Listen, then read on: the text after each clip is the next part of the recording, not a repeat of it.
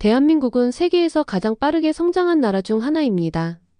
불과 반세기 전만 해도 한국은 전쟁의 폐허 속에서 하루하루를 버티는 것이 전부였던 나라였습니다. 그러나 지금은 어떻습니까? 최첨단 기술을 선도하고 세계적인 문화 트렌드를 만들어내며 경제적으로도 글로벌 강대국들과 어깨를 나란히 하는 나라가 되었습니다.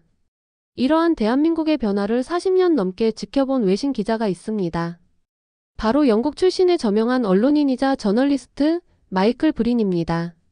마이클 브린은 1982년 처음으로 한국 땅을 밟았습니다. 당시 그는 한국을 단순한 개발도상국으로 바라보았습니다.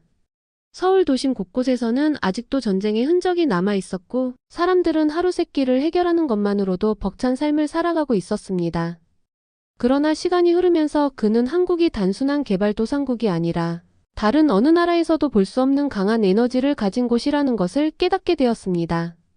그는 대한민국을 두고 세계에서 가장 역동적이면서도 모순적인 나라라고 표현합니다. 처음 들으면 다소 의아하게 들릴 수도 있지만 그의 설명을 듣다 보면 이 말이 얼마나 정확한 표현인지 알게 됩니다. 한국은 세계에서 가장 빠른 속도로 늙어가는 나라입니다.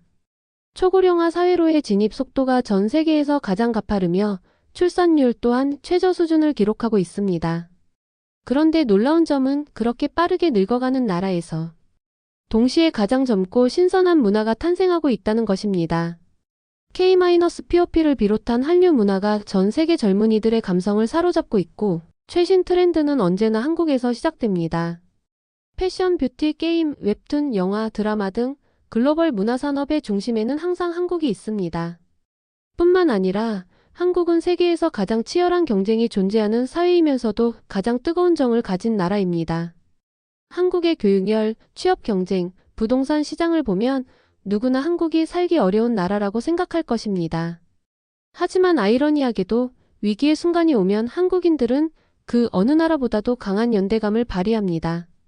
IMF 외환위기 때 전 국민이 금반지를 모아 나라를 지켰던 모습, 태양기름 유출 사고 때 전국에서 몰려든 100만 명의 자원봉사자들이 손으로 기름을 닦아내던 장면은 전 세계에서도 유례를 찾기 힘든 모습입니다. 마이클 브린은 이러한 한국을 보면서 이 나라는 내가 본 그 어떤 나라보다도 특별하다는 확신을 가지게 되었다고 말합니다. 그가 40년 동안 한국을 지켜보며 깨달은 것은 한국이 단순한 경제 성장국이 아니라는 것입니다. 한국은 위기 속에서 더욱 강해지는 민족이며 한계를 돌파하는 강한 에너지를 가진 나라입니다. 그리고 그러한 에너지가 지금의 한국을 만들었고 앞으로도 한국을 더욱 빛나게 만들 것입니다. 우리는 우리 스스로를 객관적으로 바라보지 못할 때가 많습니다. 당연하게 여기던 것들이 사실은 외국인의 눈에는 매우 특별하게 보일 수 있습니다. 마이클 브린이 바라본 대한민국의 모습은 우리가 다시 한번 우리 자신의 가치를 돌아보게 만드는 계기가 될 것입니다. 그렇다면 그가 발견한 한국의 특별한 점들은 무엇일까요? 앞으로의 이야기에서 한국이 얼마나 놀라운 나라이고 우리가 스스로 자랑스러워해야 할 이유가 무엇인지 하나씩 살펴보겠습니다. 한국인들은 세계에서 가장 부지런한 민족 중 하나로 손꼽힙니다. 하루 24시간이 부족할 정도로 치열하게 일하고 동시에 누구보다도 열정적으로 놉니다. 이 독특한 삶의 방식은 외국인들에게는 신기함과 놀라움을 동시에 안겨줍니다. 영국에서는 한국인을 두고 유대인을 게으르게 보이게 만드는 민족이라는 농담까지 있을 정도입니다. 마이클 브린은 처음 한국에 왔을 때 한국인들이 일하는 모습을 보고 충격을 받았다고 합니다. 당시 영국과 서구권에서는 워라밸 일과 삶의 균형이라는 개념이 중요한 가치로 자리 잡고 있었습니다. 퇴근하면 업무에서 완전히 벗어나 개인적인 시간을 보내는 것이 일반적이었죠. 하지만 한국에서는 전혀 다른 풍경이 펼쳐졌습니다. 그는 대기업을 취재하러 갔다가 저녁 9시가 넘어서도 사무실에 불이 환하게 켜져 있는 모습을 보았습니다. 직원들은 자기 자리에서 묵묵히 업무를 하고 있었고 일부는 회의실에서 추가 논의를 하고 있었습니다. 당신들은 이렇게 늦게까지 일하면 힘들지 않느냐고 묻자 직원들은 오히려 이 정도는 기본이다라며 웃어 보였습니다. 그러나 더 놀라운 것은 그렇게 힘들게 일한 후에도 한국인들은 쉬지 않는다는 점이었습니다. 일주일 내내 과로를 하다가도 주말이 되면 밤새워 술자리를 즐기고 친구들과 여행을 떠나며 새로운 취미를 배우기 위해 학원을 등록하는 것이 자연스러운 일이었습니다. 이렇게 극단적인 노동과 놀이의 공존은 외국에서는 좀처럼 찾아볼 수 없는 한국만의 독특한 문화였습니다. 한국의 교육열 또한 세계적으로 유명합니다. 마이클 브리는 한국 부모들이 자녀 교육에 쏟는 열정을 보면서 이 나라 사람들은 교육을 종교처럼 여긴다고 표현했습니다.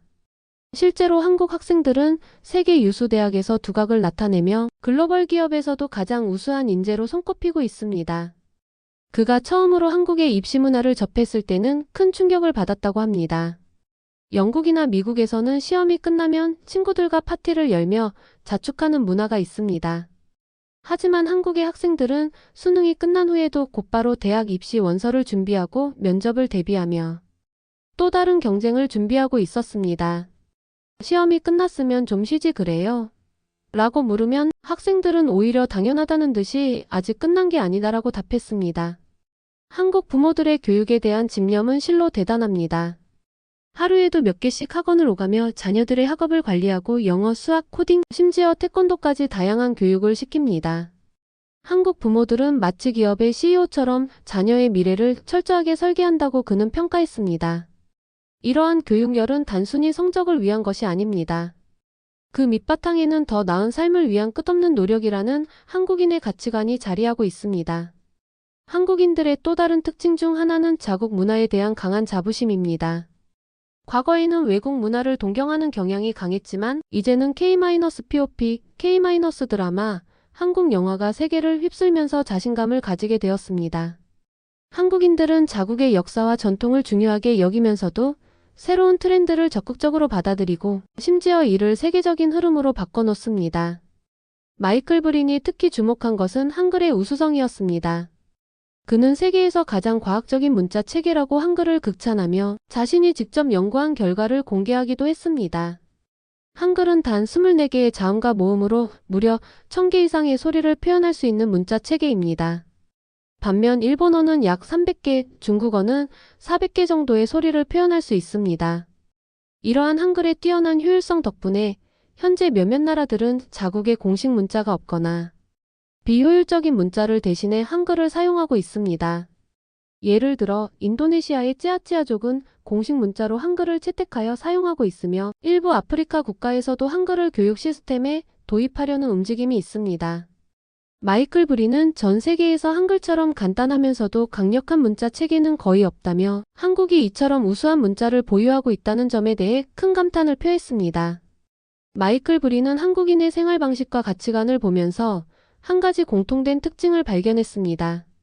그것은 바로 끝없는 열정입니다. 한국인은 단순히 열심히 사는 것이 아니라 모든 일에 전력을 다하는 사람들입니다. 그는 한국을 떠나 다른 나라에서 취재할 때마다 한국과 비교하며 놀라곤 했습니다. 예를 들어 유럽이나 미국에서는 새로운 도전을 할 때 신중하게 고민하는 경우가 많습니다. 하지만 한국에서는 일단 시작하고 본다는 식의 추진력이 강합니다. 어떤 일이든 빠르게 결정하고 강한 추진력으로 밀어붙이며 끝까지 최선을 다합니다. 이러한 한국인의 열정은 비즈니스에서도 뚜렷하게 나타납니다. 글로벌 IT 기업들의 연구원들을 만나보면 한국 출신 엔지니어들은 남다른 집중력과 끈기를 가지고 있다고 합니다. 한 번 맡은 프로젝트는 밤을 새워서라도 끝내는 성향을 보이며 문제 해결을 위한 새로운 방법을 찾는 데도 적극적입니다. 마이클 브리는 이런 한국인의 특성을 가장 강한 근성 그릿을 가진 민족이라고 표현했습니다. 단순히 노력하는 것이 아니라 목표를 향해 끝까지 포기하지 않는 태도가 한국을 지금의 자리로 만든 가장 큰 원동력이라는 것입니다. 한국인은 위기의 순간 누구보다 강한 단결력을 발휘하는 민족입니다. 평소에는 개인주의적인 성향도 강하고 경쟁도 치열하지만 국가적 위기가 닥치면 믿을 수 없을 정도로 하나가 되어 움직입니다. 세계 어느 나라에서도 보기 힘든 한국인들만의 강한 정신력과 위기 대응 능력은 수많은 역사적 사건을 통해 증명되었습니다. 마이클 브리는 한국을 40년 넘게 지켜보면서 단순한 경제적 성장뿐만 아니라 위기를 극복하는 DNA를 발견했다고 말합니다. 그는 한국이 지금처럼 세계적인 강국이 된 이유를 단순한 경제 발전이나 산업 성장 때문이 아니라 한국인들의 강한 정신력과 대응력 덕분이라고 분석합니다. 한국은 위기 속에서 더욱 강해지는 나라입니다. 그렇다면 외신 기자의 눈에 비친 한국인의 놀라운 위기 극복 사례들을 하나씩 살펴보겠습니다. 한국의 강한 정신력을 이야기할 때 일제강점기 독립운동을 빼놓을 수 없습니다. 일본 제국주의가 한국을 무력으로 점령하고 한국어 사용을 금지하고 이름까지 일본식으로 바꾸도록 강요했던 시대. 다른 나라였다면 무력 앞에 무너졌을지도 모릅니다. 하지만 한국인들은 달랐습니다. 1909년 안중근 의사가 이토 히로부미를 저격한 사건, 1919년 3.1 운동으로 전국이 들끓었던 순간, 1932년 이봉창 의사의 도쿄 한복판에서의 거사, 같은 해 윤봉길 의사의 상하이 훈커우 공원 투탄 의거. 이 모든 행동들은 단순한 분노의 표출이 아니었습니다. 그것은 치밀한 계획과 확고한 신념이 바탕이 된 저항이었습니다. 이런 저항운동은 전 세계에서도 희귀한 사례였습니다. 마이클 브리는 특히 윤봉길 의사의 의거에 깊은 감명을 받았다고 말합니다. 당시 일본은 중국을 침략해 수천만 명의 희생자를 만들었지만 중국 내부에서 일본 고위층을 타격하는 저항운동은 거의 없었습니다. 하지만 한국은 달랐습니다. 윤봉길 의사는 단 한 번의 공격으로 일본의 핵심 고위 관계자들을 제거하는 성과를 냈고, 이는 일본이 한국인을 두려워하는 계기가 되었습니다. 이토 히로부미를 저격한 안중근, 일왕을 향해 폭탄을 던진 이봉창, 그리고 식민지 경제의 핵심 시설을 공격한 나석주. 그들은 단순한 반항아가 아니었습니다. 그들은 자신의 나라를 지키기 위해 목숨을 걸었던 진정한 전략가들이었습니다. 마이클 브린이 가장 인상 깊게 본 한국인의 위기 대응 사례 중 하나는 1997년 IMF 외환위기입니다. 당시 한국은 국가부도 위기에 처했습니다. 국제통화기금 IMF로부터 구제금융을 받아야 했고 경제는 마비 상태에 빠졌습니다. 기업들은 연쇄 도산했고 실업률은 치솟았으며 거리에는 하루아침에 직장을 잃은 사람들이 넘쳐났습니다. 이때 한국인들은 또 한 번 세계를 놀라게 했습니다. 전국적으로 금 모으기 운동이 시작된 것입니다. 마이클 브린은 이를 두고 세계에서 유례를 찾을 수 없는 국민적 연대라고 표현했습니다. 한국인들은 정부의 강요 없이 스스로 금반지, 금목걸이, 심지어 결혼반지까지 내놓기 시작했습니다. 단 2달 만에 모인 금의 양은 227톤, 당시 금액으로 무려 24억 달러에 달하는 엄청난 규모였습니다. IMF 위기가 닥쳤을 때 저는 한국이 이 충격에서 회복하는 데 20년은 걸릴 것이라 생각했습니다. 하지만 단 몇 년 만에 한국은 다시 일어섰습니다. 그 중심에는 국가를 위해 기꺼이 희생을 감수하는 국민들의 정신력이 있었습니다. 이러한 금 모으기 운동은 한국의 역사에서 단순한 경제적 사건이 아닙니다. 그것은 우리는 하나다라는 강한 공동체 정신을 전 세계에 보여준 사건이었습니다.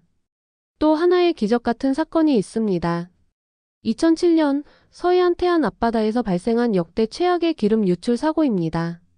유조선이 충돌하며 1만 2천 톤이 넘는 원유가 바다로 쏟아졌고 태안 해변은 검은 기름으로 뒤덮였습니다.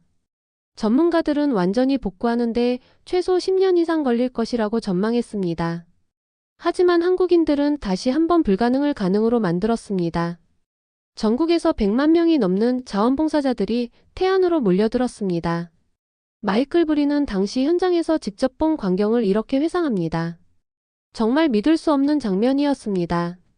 평범한 회사원, 대학생, 주부, 심지어 신혼부부까지 수백만 명의 사람들이 장갑을 끼고 손으로 기름을 닦아내고 있었습니다. 누구도 강요하지 않았지만 모두가 스스로 이곳에 왔습니다. 저는 이런 단결력을 다른 어느 나라에서도 본 적이 없습니다. 그 결과 예상과 달리 단 1년 만에 태안 해변은 다시 깨끗한 모습을 되찾았습니다. 한국인들의 단합과 행동력이 만들어낸 또 하나의 기적이었습니다. 마이클 브린은 한국을 평소에는 이해하기 어려운 나라라고 표현했습니다. 왜냐하면 한국인들은 평소에는 서로 경쟁하고 갈등도 많으며 때때로 극단적인 모습을 보이기도 합니다. 하지만 한 가지 확실한 것은 위기가 닥쳤을 때 한국인들은 누구보다 강하게 뭉친다는 점입니다. 그는 한국의 빨리빨리 문화가 단순한 조급함이 아니라 강력한 추진력이라고 분석합니다. 이것이 바로 한국이 위기에서 기적적으로 회복하는 원동력입니다. 다른 나라에서는 위기가 닥치면 정부가 나서고 국민들은 정부의 조치를 기다립니다. 하지만 한국에서는 국민들이 먼저 움직입니다. 이것이야말로 한국이 세계에서 가장 강한 나라가 된 이유입니다. 역사를 돌아보면 한국은 수많은 위기를 겪었고 그때마다 더 강해졌습니다. IMF 외환위기, 태양기름 유출 사고, 코로나 팬데믹까지. 한국인들은 매번 기적을 만들어냈고 앞으로도 그럴 것입니다. 이제 한국은 단순한 경제 강국이 아니라 위기 속에서 더욱 강해지는 나라로 세계의 주목을 받고 있습니다. 그리고 그 중심에는 언제나 강한 정신력과 단결력을 가진 한국인들이 있습니다. 한국은 세계에서 가장 빠르게 고령화가 진행되고 있는 나라 중 하나입니다. 현재 한국의 65세 이상 고령 인구 비율은 약 20%에 달하며 2050년이 되면 인구의 절반 가까이가 노년층이 될 것으로 예상됩니다. 이러한 초고령 사회 진입은 생산 가능 인구 감소와 경제 성장 둔화를 초래할 수 있는 심각한 문제입니다. 하지만 마이클 브리는 한국이 단순히 늙어가는 나라로 머물지 않을 것이라고 봅니다. 그는 한국이 이러한 변화를 새로운 산업 기회로 활용할 것이라고 예상합니다. 청년 실업 문제도 한국 사회가 직면한 중요한 도전 과제 중 하나입니다. 특히 취업문이 좁아지고 정규직 일자리 확보가 어려워지면서 청년층의 불안감이 커지고 있습니다. 하지만 마이클 브리는 한국 청년들은 스스로 길을 찾아가는 능력이 탁월하다고 평가합니다. 그는 과거 1997년 IMF 이후 많은 한국의 젊은이들이 창업을 통해 새로운 기회를 만들어냈던 사례를 강조합니다. 이처럼 한국은 불가능해 보이는 상황에서도 반드시 길을 찾아내는 나라입니다. 마이클 브리는 말합니다. 한국은 앞으로도 수많은 도전에 직면할 것입니다. 하지만 저는 40년 동안 이 나라를 지켜보며 확신하게 되었습니다. 한국은 결코 무너지지 않습니다. 한국인들은 반드시 해낼 것이고 오히려 위기를 새로운 기회로 바꿔 또 한 번 세계를 놀라게 할 것입니다. 우리가 직면한 도전은 결국 더 나은 미래를 위한 준비 과정일 뿐이다. 한국은 앞으로도 계속 성장할 것이며 세계는 다시 한번 한국의 저력을 보게 될 것입니다.